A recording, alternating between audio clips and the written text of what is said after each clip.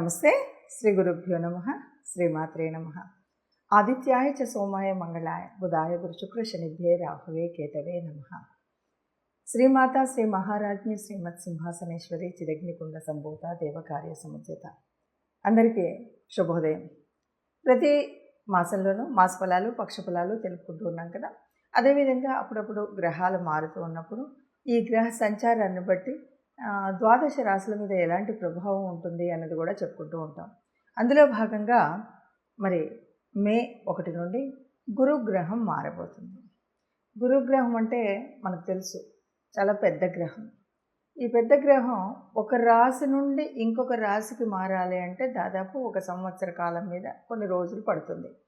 ఈ సంవత్సర కాలం కూడా గురువు మారిన తర్వాత ఫలితాలు వేరుగా ఉంటాయి. ఎందుకు అంటే గురుగ్రహం అత్యంత శుభగ్రహం అని చెప్తాం. గురువు యొక్క దృష్టి ఉన్నట్టయితే గురువు యొక్క స్థితిని బట్టి దాదాపు అనేక రకాలైన కష్టాలు నష్టాలు పోయి సుఖాలను ఇస్తుంది. చాలా వరకు మనకు ఎంతటి మిగతా గ్రహాల దోషాలు ఎన్నున్నప్పటికీ గురుగ్రహం కనుక సరైన స్థానంలో ఉంటే ఆ చెడంతా పోతుంది అన్నదే మనకు శాస్త్ర ప్రామాణికం. దీని ప్రకారంగా చూస్తే మనకి మరి గురువు మారుతూ ఉన్నప్పుడు మారినందువల్ల ఏ ఏ గ్రహాలకు ఎలాంటి ఫలితాలు ఉంటాయి అన్నది తెలుసుకోవాలి. అంటే దీనికంటే ముఖ్యంగా మనకి ఇంకొక మాట కూడా చెప్తుంటాం. గురుగ్రహం ఎప్పుడెప్పుడు మారుతుందో ఆ మారినప్పుడు తప్పనిసరిగా ఒక నదికి 12 నదులకు 12 సార్లు మనకు పుష్కరాలు వస్తాయి. 12 సంవత్సరాలకు ఒక పుష్కరం వస్తుంది కదా. ఈ గురువు గ్రహం మారినప్పుడు పుష్కరాలు వస్తూ ఉంటాయి అన్నమాట. అలా ప్రతి సంవత్సరం ఒక్కొక్క నదికి పుష్కరాలు వస్తుంటాయి. ఇది గురుగ్రహం యొక్క ప్రత్యేకత.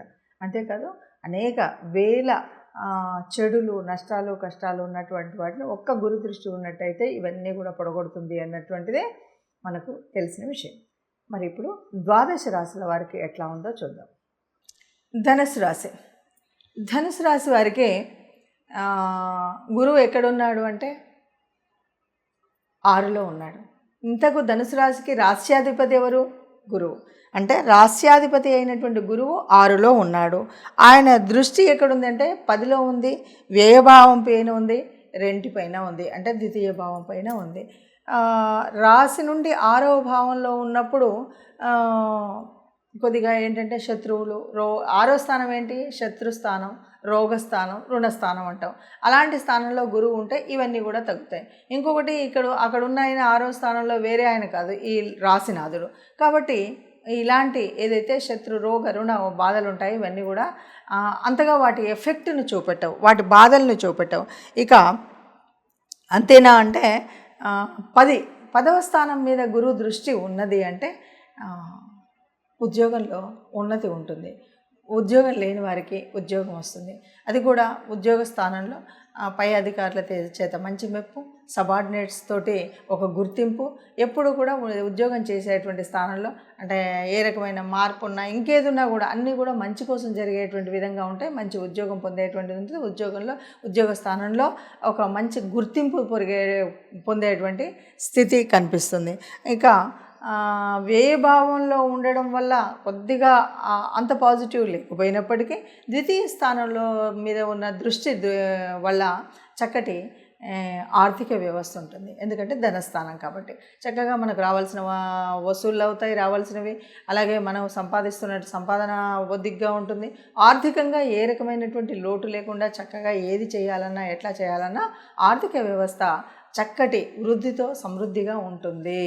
ఇక ఆర్థికంగా సమృద్ధిగా ఉండడమే కాకుండా ఇక్కడ మనకి వాక్ స్థానం కూడా కాబట్టి మనం ఏ పని చేయాలన్నా చక్కగా నోరుతో అన్నీ చేసుకొని రాగలం. అంటే మనం మాట్లాడినటువంటి మాట వల్ల మనం గెలుపు పొందడానికి ఏ కార్యాలయం వెళ్ళినా ఎక్కడ వెళ్ళినా సంఘంలో కానీ సమాజంలో కానీ ఇంట్లో కానీ బయట కానీ ఎక్కడైనా సరే మన నోరుతో మన మాట తీరుతో అన్నీ గెలుచుకొని రాగలిగినటువంటి పరిస్థితి అయితే ఉంటుంది.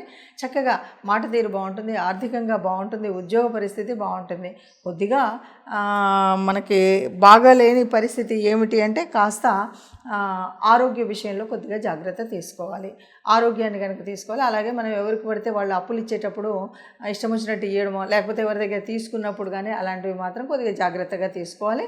కొత్తగా శత్రువులను పెంచుకోకుండా ఉండే ప్రయత్నమే చేయాలి. మనకందరికీ తెలిసిందే గురుగ్రహం అంటే పెద్ద గ్రహం.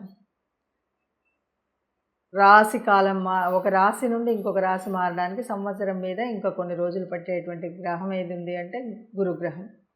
అన్నిట్లోకి శుభగ్రహం ఏది అంటే గురుగ్రహం. ఎన్నో పాపాలని హరించగలిగినటువంటి గ్రహం గురుగ్రహం. అయితే ఈ గురుగ్రహం నుండి ఎప్పుడైనా ఏదైనా మనకు అనుకోని ఇంకా వేరే ఏదైనా ఇబ్బందులు ఉన్నప్పుడు మనం ఏం చేయాలి అంటే, గురువు యొక్క అనుగ్రహం పొందడానికి మనం ఏం చేయాలి అంటే, ముఖ్యంగా గురువార వ్రత నియమాన్ని పాటించాలి. గురువారం రోజు మద్య మాంసాలు ఇలాంటివి ఏవైతే ఉన్నాయో వాటిని వదిలివేయాలి. అలాగే గురువారం రోజు వీలైతే కొంచెం పసుపు వర్ణానికి సంబంధించినటువంటి వస్త్రధారణ చేయడం ఇంకొక విషయం. గురువారం రోజు మనకు అంటే కేవలం దత్తాత్రేయ స్వామి ఇలా మనం దేవాలయాలకు గురువులకు సంబంధించినటువంటి ఆలయాలకు వెళ్ళడమే కాదు, మనకు సంబంధించినటువంటి గురువులు ఎవరున్నా కూడా వారిని సత్కరించడము, వారికి సేవ చేయడం, సత్కరించడం కంటే ముఖ్యంగా సేవ చేయడం అన్నది చాలా ముఖ్యం. వీటితో పాటు గురు అనుగ్రహం కలగాలన్నా, ఇంకేది కలగాలన్నా కూడా మనకు ఆర్థికంగా కానీ మానసికంగా సంతోషం కలగాలన్నా మనం చేయాల్సినటువంటి ఇంకొక ముఖ్యమైన రెమెడీ ఏంటంటే, తప్పనిసరిగా గోశాలకు వెళ్ళడం, గోవుకి గ్రాసం తినిపించడం.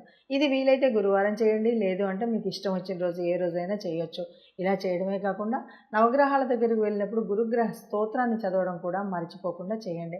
ఇది సంవత్సర కాలం ఉండేటువంటి మార్పు కాబట్టి ఏదైనా మీకు అనుకున్నటువంటి అనుకూలత లభించకపోతే కనుక ఈ రెమెడీస్ చేసినట్టయితే మీరు శుభంగా ఉంటారని చెప్పచ్చు. మరి గురుగ్రహ మార్పు వల్ల ఒక్కొక్క రాశికి ఎలా ఉంది అంటే, దాదాపుగా అందరికీ బాగానే ఉంటుంది. అక్కడక్కడ చిన్న చిన్న పరిణామాల వల్ల కొద్దిగా అటు ఇటు అన్నా దాన్ని ఎలా చేసుకోవాలి, ఏం చేయాలి అన్నది ఒకటి తెలుసుకోవాలి. రెండవది, ఇది మనం చెప్తున్నటువంటి ఈ స్థితి కేవలం గురు గ్రహం ఉండడం వల్ల ఉండేటువంటి ఉపయోగాలు మాత్రమే, ఉండేటువంటి ప్రభావాలు మాత్రమే. అంతే తప్ప మిగతా గ్రహాలన్నింటినీ తీసేసి ఇదే మొత్తం ఫలితం అని చెప్పట్లేదు. మిగతాది జాతక ఫలంలో మనకు గోచార రీత్యా కానీ మామూలుగా ఉండేటువంటి ఫలితంతో పాటు ప్రత్యేకించి గురువు మారి ఉండడం వల్ల జరిగేటువంటి పరిణామాలు ఏంటి, పరిస్థితులు ఏంటి అన్న విషయం మాత్రమే చెప్తున్నాం. అది దృష్టిలో పెట్టుకోవాలి.